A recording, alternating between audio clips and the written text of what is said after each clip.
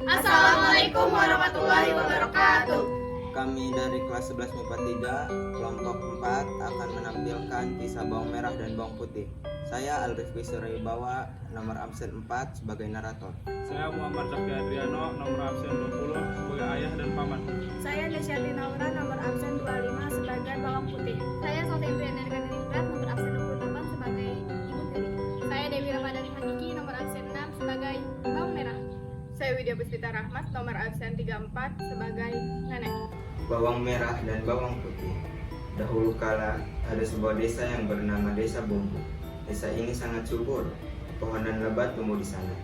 Air yang melimpah dan jernih mengalir dari desa di sungai ini. Penduduknya pun hidup makmur dan sangat ramah. Di desa, di hilir sungai ini tinggallah seorang ayah, bawang putih, ibu bawang merah, dan bawang merah. Ibu bawang putih sudah lama meninggal dunia. Ayah sangat sayang kepada bawang putih, sebab dia seorang gadis penurut dan baik hati. Berbeda dengan bawang merah, dia sangat malas dan manja. Di ruang tamu pagi hari, Hei kak bawang merah, sapu-sapu udah ngerajin kayak bawang putih. Iya bu. Biar aku bantu ya, tidak usah. Sudah, bawang putih, sini nak, kamu duduk bersama ibu dan ayah. Baik bu. kemudian ibu membawakan teh untuk ayah dan ayah pun pamit pergi. Aku harus pergi ke pasar, Bu. Minum teh yang sudah kubuatkan dulu ya. Baiklah kalau begitu. Ayah, putih boleh bantu ayah di pasar. Gak usah anak, kamu di rumah saja. Merah, kemarilah. Sebentar ya, aku selesaikan dulu pekerjaanku.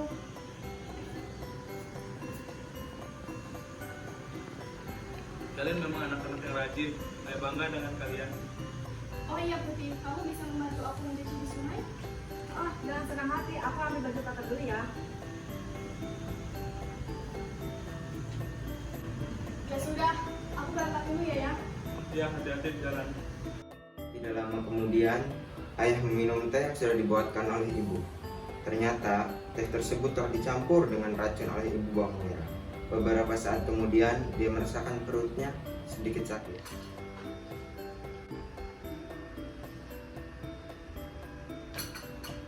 Aku harus pamit dulu, Bu, ke pasar. Baiklah ya, hati-hati di jalan. Aduh, kenapa perut aku sakit sekali? Ayah, kamu baik-baik saja kan? Sakit sekali, tidak tahan lagi. Ayah kenapa? Rasakan kau, sekarang semuanya menjadi milikku. Beberapa saat kemudian, bawang putih pulang dari sungai. Namun dia mendapati ayahnya telah tak bernyawa. Ketika mengetahui ayahnya telah tiada, ia menangis terseduh-seduh.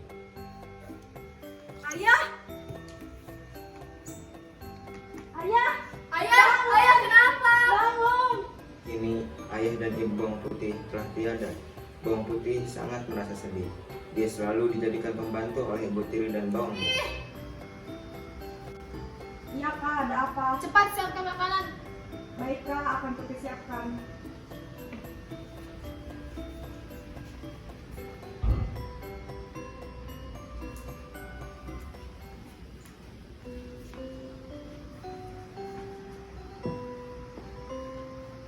Ngapain kamu duduk di sini? Putih ingin makan bersama ibu dan kakak. Enak aja, kamu tuh nggak pantas duduk di sini. Sudah sana bersihkan rumah. Tahu nih, sana bilangin sedang makan aja. Baik bu. Hei putih, tuh masih ada yang kotor. Yang bener dong bersih-bersihnya. Kau nih gimana sih nyapu aja gak becus. Dan jangan lupa ya nanti bersihkan semua baju kotorku. Iya kak. Bawang putih pergi ke sungai hendak mencuci baju. Dia masih mengantuk dan lapar, tubuhnya pun menjadi lemas.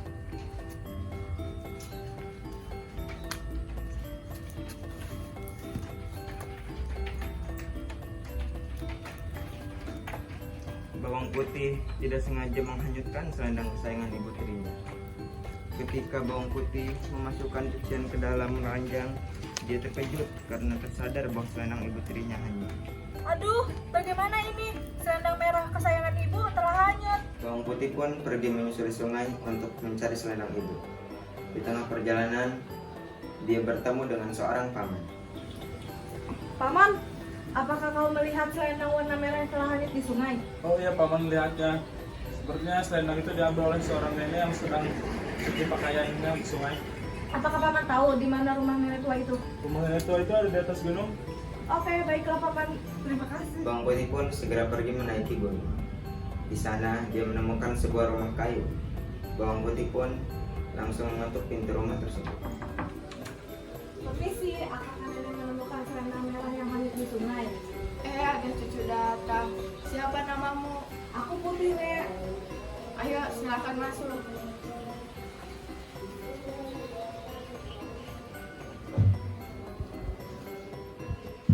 Nenek tua itu akan memberikan selendang merahnya dengan satu syarat, yaitu Bawang Putih harus membantunya terlebih dahulu. Bawang Putih pun bersedia untuk membantu nenek selama seharian untuk mencari kayu bakar, membersihkan rumah, dan mencuci baju. Bagi Bawang Putih, semua pekerjaan itu tidak berat. Dia sudah terbiasa melakukannya.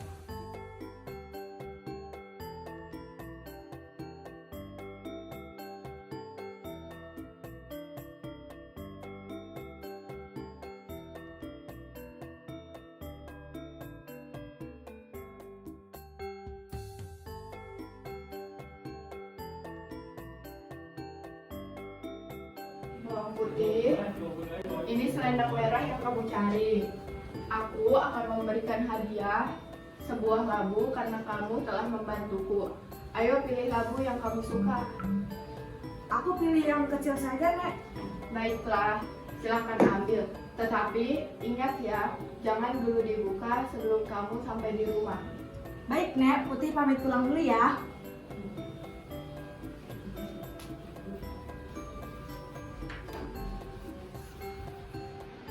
Sesampainya di rumah, Bawang Putih dimari oleh Ibu Tiri dan Bawang Merah.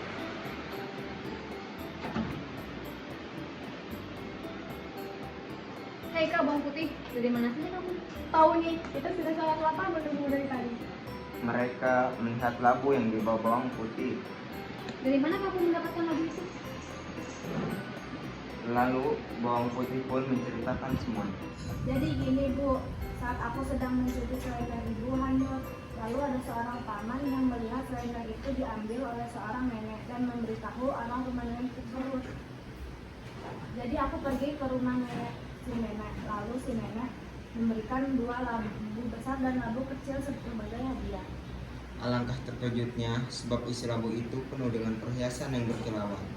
Aduh Putih, kenapa kamu tidak memilih labu yang besar? Bawang Merah dan ibunya mendapatkan sebuah ide. Keesokan harinya, ibu dan Bawang Merah pergi ke sungai. Mereka sengaja menghanyutkan selendang merah diam-diam. Mereka mengikuti arah selendang itu hanyut. Benar saja, selendang itu kembali dipungut oleh nenek tua. Ibu, Bawang Merah, dan Bawang Merah segera mengikuti nenek tua yang berjalan naik gunung. Di sepanjang perjalanan, Bawang Merah mengeluh karena terbiasa berjalan jauh.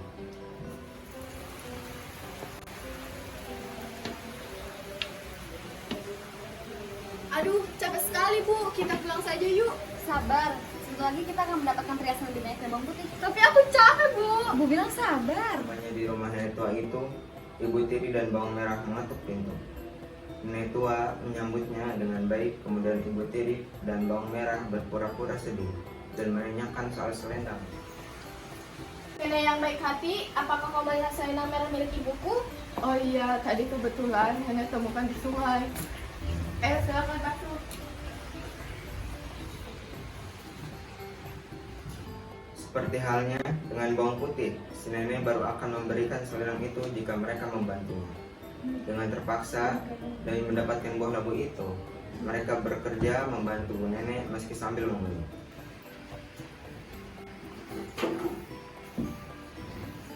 Kok si Putih gak kasih tau sih bakal kayak gini? Bikin repot aja.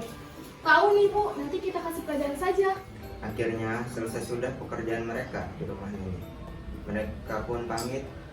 Nenek tua itu memberikan selendang. Sini. Baik, Nek. Karena kalian telah membantu nenek, nenek akan memberikan hadiah. Di meja ada 2 labu, yang kecil dan besar. Ayo pilihlah yang kalian mau. Kita pilih yang besar dong, Nek. Baiklah, tetapi jangan kalian buka sampai kalian di rumah. Iya dong, Nek. Itu pasti. Kita pulang dulu ya, Nek.